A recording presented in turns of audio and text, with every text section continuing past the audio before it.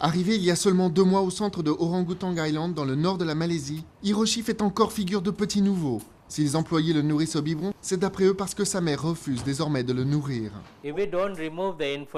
Si nous ne lui avions pas retiré l'enfant à ce stade, nous aurions perdu l'enfant. Les orang-outans ont beau être nourris au biberon, porter des couches et être habitués au contact des hommes, le centre de 2 hectares affirme que leur finalité est de les ramener à la vie sauvage. Sa revendication, apprendre aux singes à survivre dans la nature, grâce à un cycle d'apprentissage en plusieurs étapes. Ils sont capables de construire un nid sur la cime des arbres et ce genre de choses. Donc véritablement, ce que nous faisons, c'est maintenir leurs instincts naturels. Ils sont capables de se comporter comme à l'état sauvage, ce qui est nécessaire pour survivre dans la nature.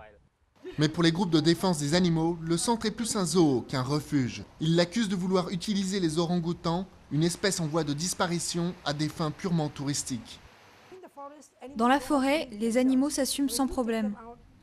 Lorsque vous les en sortez, leur apprenez autre chose, puis les y renvoyez avec l'espoir qu'ils pourront s'y réadapter, ils se font tuer.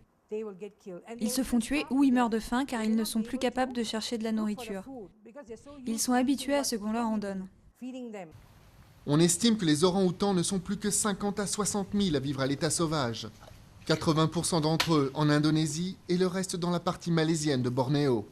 Le centre de Orang-Outang Island se situe, lui, au nord de la Malaisie continentale, loin de l'habitat originel de ces primates. Ils ont l'air mignons, mais est-ce que c'est bon pour eux? Probablement pas. Mais alors, où iraient-ils sinon? Dans la jungle, ils n'ont pas besoin de couches-culottes.